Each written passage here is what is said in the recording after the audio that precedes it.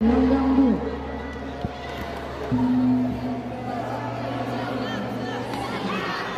Panggilan terakhir pada hari Ubaidillah Aziz Syamil.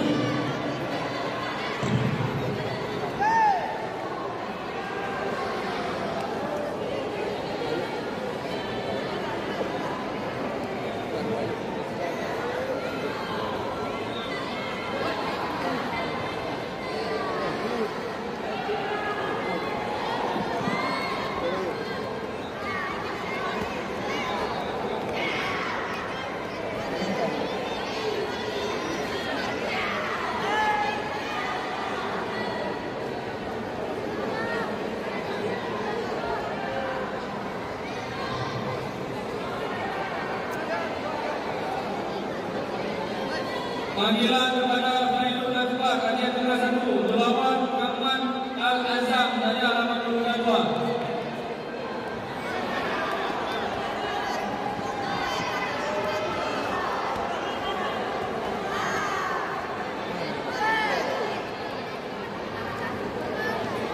Panggilan kepada Balik Kursi melawan M. Rifai Kajian Tengah 1 dan Kajian Tengah 1. Sudut merah gelanggang 2.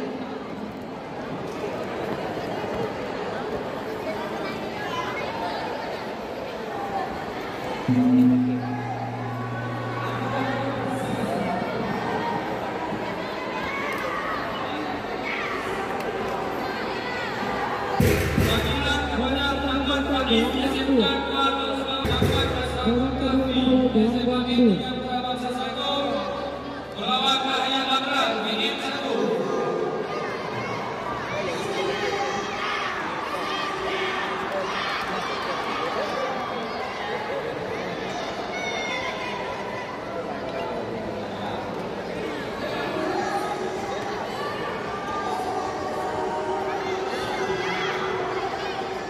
Panggilan kepada Ikhwanul Muslimin dari daerah Muda melawan Muhammad Safir Al-Lani Kajian Besar 1.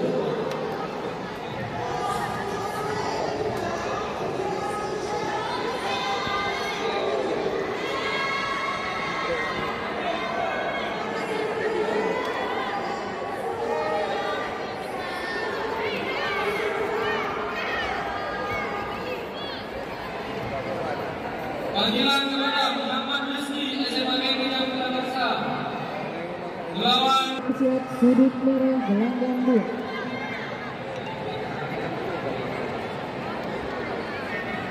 Panggilan kepada Mulyadi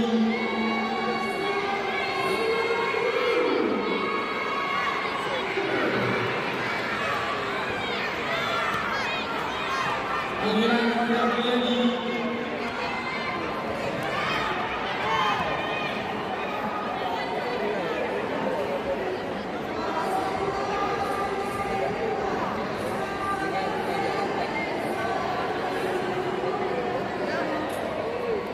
Panggilan kedua kepada Ibrahim Al-Hakim Politeknik Besar Dimenangkan oleh pesilat yang menepati sudut